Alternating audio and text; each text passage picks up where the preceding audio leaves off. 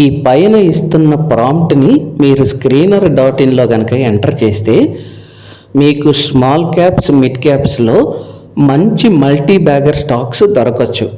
కానీ ఇక్కడ నా అబ్జర్వేషన్ ఏంటంటే మార్కెట్ క్యాపిటలైజేషన్ 50,000 వరకు మీరు పెట్టుకోవచ్చు. అలాగే ప్రమోటర్ హోల్డింగ్ పిఎస్యులో దాదాపు 90% ఉన్న ప్రమోటర్ హోల్డింగ్స్ కూడా ఉన్నాయి. సో ప్రమోటర్ హోల్డింగ్ దాదాపుగా 59% వరకు మీరు పెంచుకోవచ్చు. అలాగే మీరు స్మాల్ క్యాప్స్లో మల్టీ బ్యాగర్ కనుక ఐడెంటిఫై చేస్తే మీరు compulsory debt cycle repayment days అని ఒకటి ఉంటాయి.